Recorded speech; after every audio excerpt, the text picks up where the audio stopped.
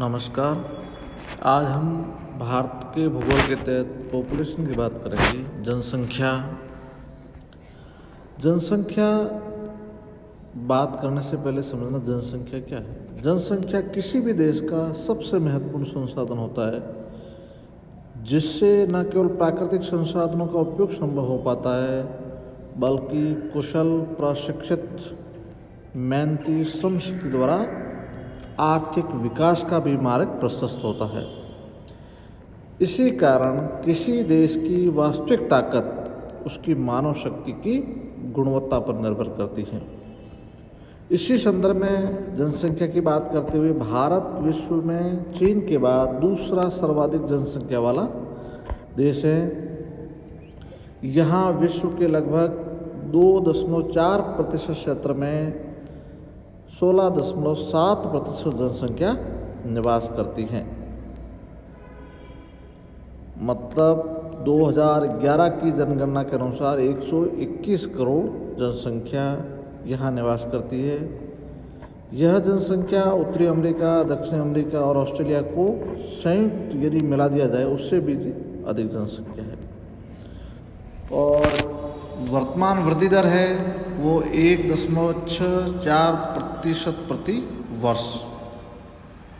तो इस प्रकार से यदि जनसंख्या का निरंतर बढ़ना या वृद्धि होती रही तो ये 2030 तक लगभग 170 करोड़ के आसपास पहुंच सकती है। अब यदि अपन बात करें जनसंख्या वृद्धि, पॉपुलेशन ग्रोथ, तो भारत की जनसंख्या की एक प्रमुख विशेषता क्या है? इसकी तीव्र वृद्धि दर। औसतन ये प्रतिवर्ष 1.64% की दर से बढ़ रही है, जबकि जो विश्व का औसत है वो 1.8% प्रतिवर्ष है। अब यदि बात करें कि ये वृद्धि दर है ये किस प्रकार से है, कब अधिक रही, कब कम रही। अब इसको अपने एक स्टेज में बांटते हैं, जैसे 4 अवस्थाएं कर देते हैं। जैसे 1901 से 1921 का बीच का दौर। अब इस समय क्या जनसंख्या की वृद्धि वो बहुत ही धीमी रही, और क्योंकि इसमें क्या हुआ 1911 से 21 के दशक के दौरान इन्फ्लुएंजा महामारी और 2 वर्ष के लगातार सूखे के कारण जनसंख्या में वृद्धि दर में कमी देखी गई। फिर स्थिर वृद्धि जो 1921 से 1951 का समय था। अब 1921 को जनांकीय विभाजक कहा जाता है, क्योंकि जिसके बाद जनसंख्या में निरंतर वृद्धि की प्रवृत्ति देखी गई। 1921 से 51 के दौरान औसतन 1.45 प्रति वर्ष की दर से बढ़कर देश की जनसंख्या 25.13 करोड़ से 36.11 करोड़ हो गई। इसमें क्या हुआ कि यह वृद्धि महामारी व अकाल पर नियंत्रण और स्वास्थ्य सुविधाओं में सुधार के कारण मृत्यु दर के 47 प्रति हज़ार से घटकर 27 प्रति हज़ार का देखा गया, जिसके कारण ये जनसंख्या का स्थिर वृद्धि वाला काल रहा 1921 से 1951 के बीच वाला। अब तीव्र वृद्धि दर देखी जाए तो ये क्या है कि 1951 को एक दूसरे जनांकीय विभाजक के तौर पर जान सकते हैं। इसके बाद देश की जनसंख्या में तीव्र वृद्धि की शुरुआत हुई।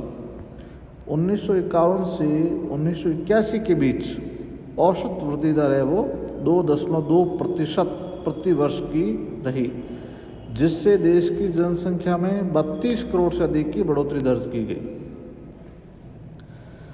अब फिर वापस 1981 से 1911 का इस समय क्या हुआ, जनसंख्या में वापस घटी, वृद्धि दर इसमें घटी। इसमें क्या हुआ कि 1981 के बाद भी जनसंख्या में उच्च वृद्धि की प्रवृत्ति जारी है, परंतु वृद्धि दर में क्रमिक रूप से इसमें ह्रास मतलब कमी देखी जा रही है। इस दौरान जनसंख्या की औसत वार्षिक वृद्धि है 2.14% से घटकर 1.63% हो गई है, जो 1901 से 1911 के बीच में है। तो इस प्रकार जनसंख्या का वृद्धि में जो वापस घटना हो। अब आप देखिए दशक की वृद्धि प्रतिशत में यदि बात करें तो सबसे अधिक कहाँ है? अब जैसे 0 से 10, 10 से 15, 15 से 20, 20 से 25 और इससे ज़्यादा वाला क्षेत्र जो भाग है ये वाला, यहाँ जनसंख्या की वृद्धि अधिक रही है। फिर इससे वाला कम वाला भाग है ये वाला भाग है, फिर इससे कम वाला ये है, उससे कम वाला ये है और इसमें ये वाला भाग है। तो इस प्रकार से जनसंख्या की जो वृद्धि है वो दशकीय वृद्धि है जो इस काल में इस रूप में रही। अब अपन जनसंख्या वितरण की बात करें तो भारत की जनसंख्या में भी ये बहुत बड़ी विशेषता है, उसका वितरण असमान है। अब एक तरफ देखते हैं तो जहां देश के 5 जनसंख्या बहुल राज्य जैसे उत्तर प्रदेश, महाराष्ट्र, बिहार, पश्चिम बंगाल और आंध्र प्रदेश की 30% क्षेत्र है जो भारत का कुल, वहाँ पर देश के लगभग 50% जनसंख्या केंद्रित है। वहीं दूसरी तरफ उत्तर और उत्तर पूर्व के 10 पर्वतीय राज्य के 16% क्षेत्र में देश की 4% से भी कम जनसंख्या निवास करती है। इसी प्रकार देश की 1% से अधिक जनसंख्या वाले 18 राज्यों में समूह से भारत की 97% जनसंख्या का संकेंद्रण पाया जाता है। अब इस प्रकार से देखें तो जनसंख्या का वितरण भी बड़ा असमान मिलता है, कहीं पर अधिक है तो कहीं पर कम है। अब जैसे बात करते हैं जैसे जनसंख्या घनत्व। अब जनसंख्या घनत्व की बात की जाए तो घनत्व में क्या है कि जनसंख्या भूमि पर जनसंख्या का कितना दबाव है। जैसे 1901 में देश में जनसंख्या का औसत घनत्व 77 व्यक्ति प्रति वर्ग किलोमीटर था, जो 1951 में 117, 1981 में 216, 2001 में 324 और 2011 में 382 हो गया। अब इस प्रकार से औसत घनत्व बढ़ रहा है। अब औसत घनत्व में बात करें तो जैसे ये क्षेत्र है जो 50 से कम जनसंख्या वाला क्षेत्र है, ये उसके बाद में 50 से 100 के बीच वाला भाग है ये वाला, फिर 100 से 200 के बीच का भाग है ये वाला, फिर 200 से 300 के बीच का भाग है ये वाला, फिर 200 से 400, 400 से 600 के बीच का भाग है ये वाला, ये वाला, और फिर इसमें जैसे सबसे अधिक वाला घनत्व वाला भाग है ये वाला। यहाँ जनसंख्या का घनत्व बहुत अधिक है और 200 से 4 वाला ये पूरा क्षेत्र है जहाँ पर 200 से 400 के बीच में जनसंख्या घनत्व पाया जाता है।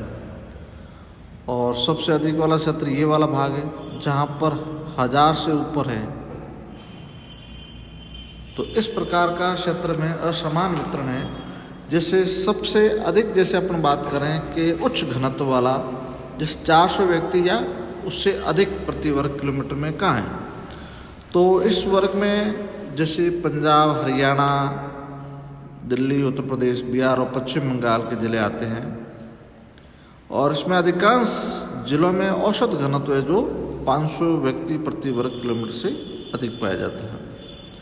अब दिल्ली और कोलकाता के नगरीय क्षेत्रों में ये 20,000 व्यक्ति प्रति वर्ग किलोमीटर से भी अधिक पाया जाता है।